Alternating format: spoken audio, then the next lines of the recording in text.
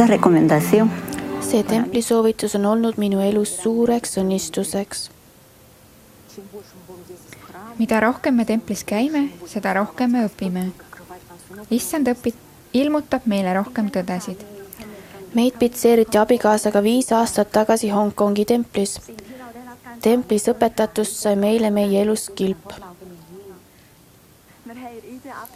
Oleme seadnud noorte naistena eesmärgiks sel aastal kord nädalas templis käia.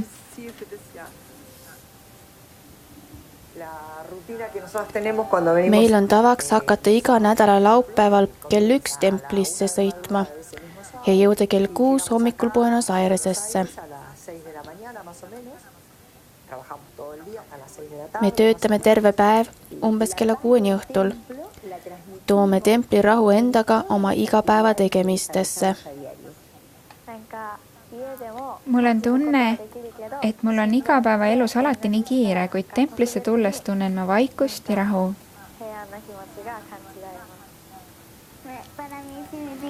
Templil on minu jaoks suur tähendus, sest kui ma läksin sinna esimest korda, tundsin ma püha vaimu.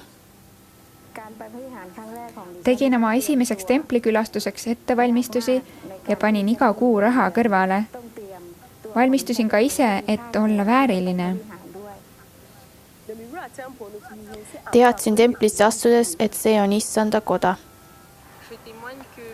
Tunnistan, et tempel on õnne allikas. Ma tean seda.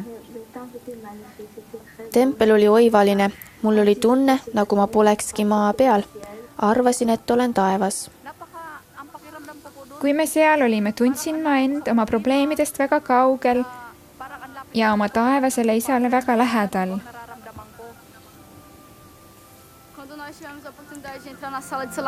Kui me läksime pitseerimisruumi ja nägime oma vanemaid ning üheskoos maha põlvitasime, oli see parim tunne, mida kogu elu jooksul tundnud olen. Meid pitseeriti kokku kogu igavikuks. Kui ma olin 10-aastane, suri mu ema vähki.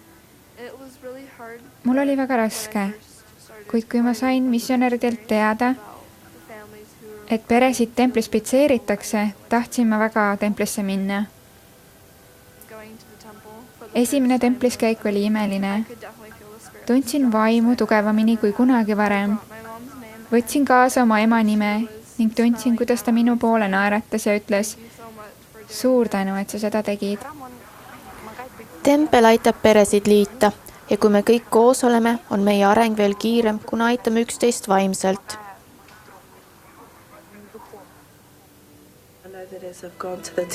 Templis käies olen ma saanud tröösti, kui olen seda vajanud ja olnud lausa lootust kaotamas. Leidsin oma lastele lapsehoidjad ja läksin ise templisse. Läksin üksinda. Teadsin, et taevasel isal on minu jaoks plaan ja ta andis mulle vastused. Ükskõik kui raske on teie olukord, mis teile muret teeb või mis haigus teid vaevab, templis käies saate te värskendust ja uut elujõudu. Te tunnete end õnnelikuna, tunnete õnnistusi, mida ma ei saa praegu sõnadesse panna.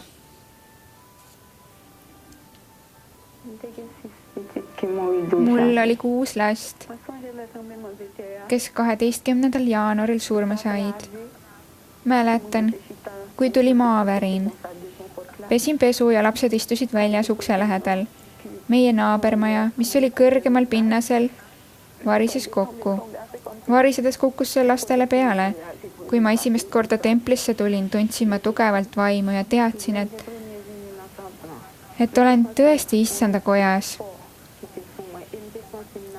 Mul oli hea olla. Vaatamata laste kaotamisele ei tundnud ma end halvasti. Kõik oli korras. Ma tean, et pean maa peal vastu pidama. Ja usun, et saan ühel päeval koos oma perega taas olla. Kui läheme templisse, jätkub õnnistuste vool läbi elu. Ärge lakake seega iial templis käimast.